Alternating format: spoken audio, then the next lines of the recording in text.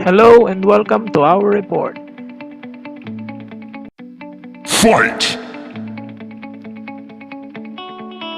Concerned with the numerous ethical questions that managers must confront as part of daily business decision making.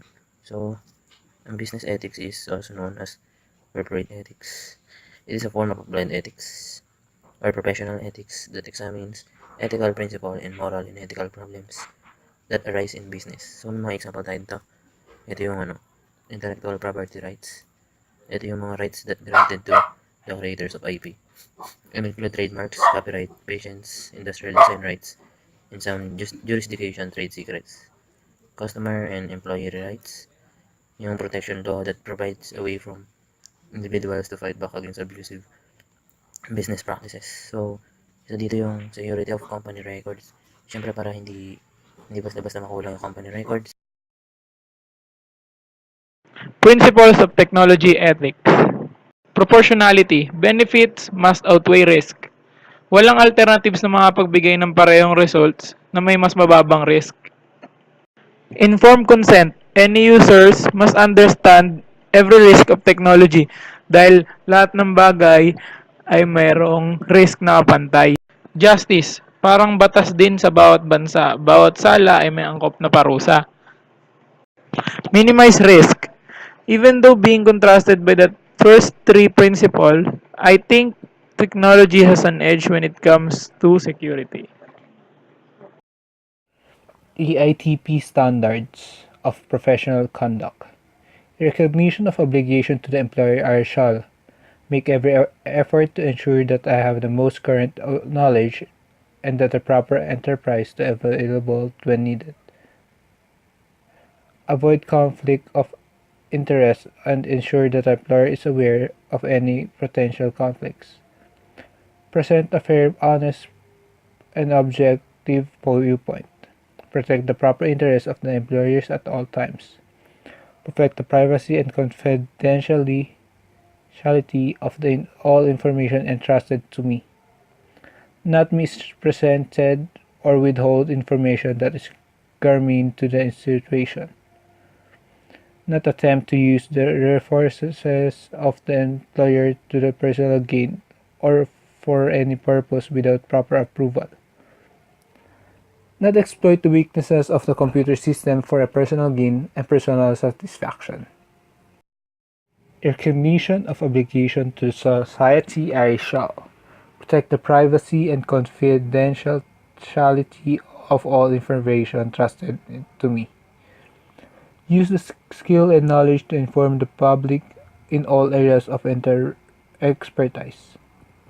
To the best to my ability, ensure that products of the work are used in socially responsible way.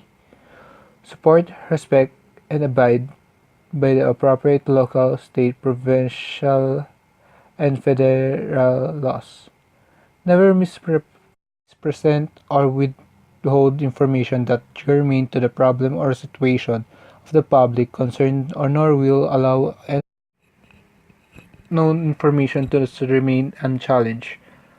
Not use knowledge of a confidential or personal nature in any authorized manner or to achieve personal gain. Core values. Integrity.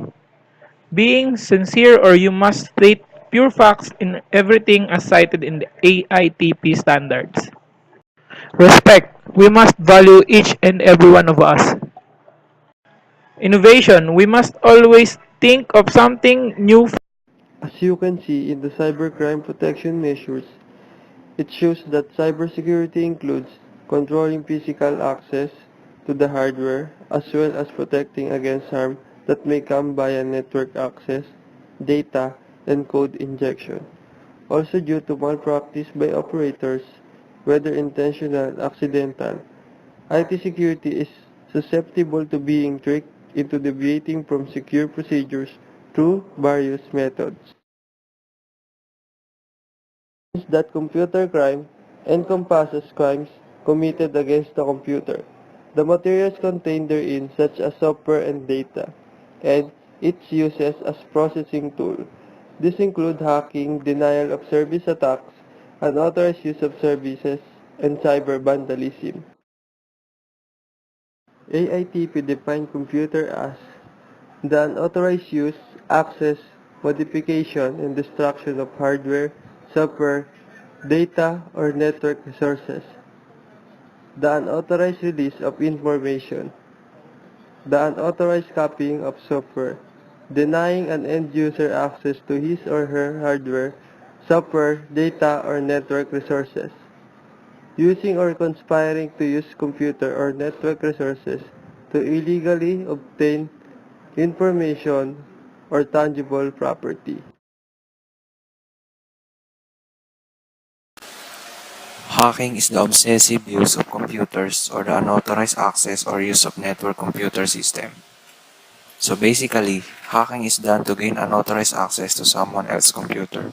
They can do this to cause harm or steal someone's personal information. Cyber theft. Computer crimes that involve the unauthorized network entry, fraudulent alteration of computer databases, and the theft of money. We already know the meaning of theft, so when we say cyber theft, it is theft that is carried out by means of computer or internet. It can be used to steal someone else's property and financial assets. One example of this is shown below. Cyberterrorism, defined as any threat of harm or extortion via the internet. As computers and computer systems grow in size and power, cyberterrorism makes use of well-planned attacks on government and corporate computer systems. Such attacks may include targeting computer-controlled strategic services, such as electricity, water, and communication services.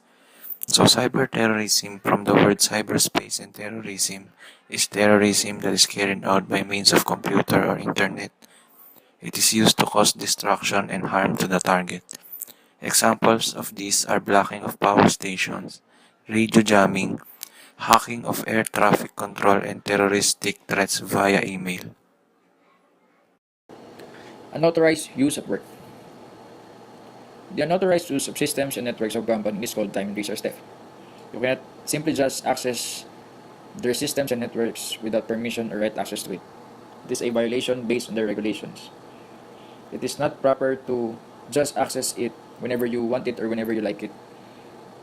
There are right procedures or right way to access their networks and systems. Companies do have software that can monitor and check their networks, and it is called sniffers. Software piracy. Software piracy is a software theft.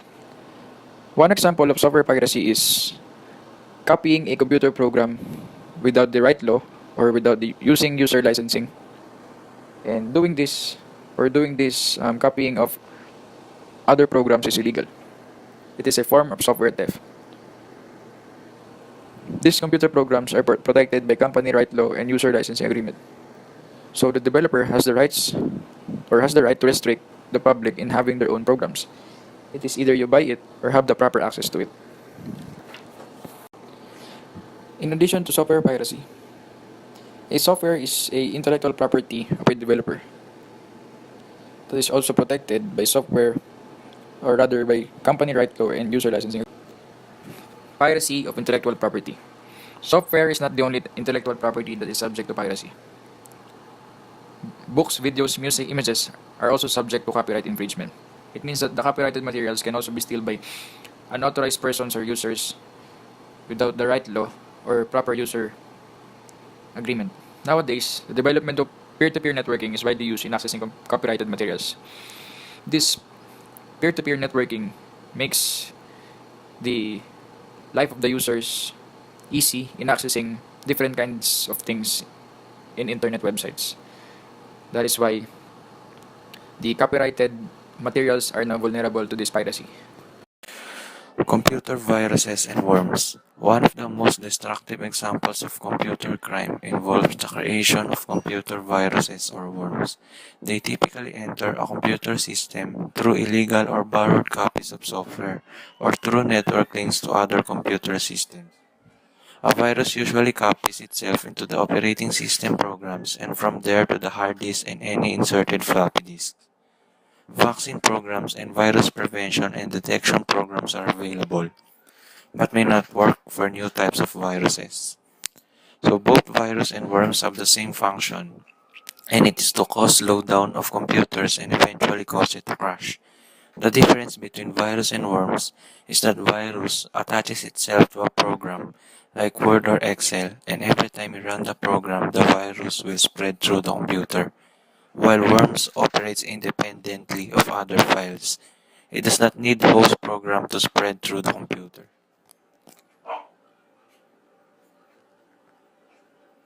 Thank you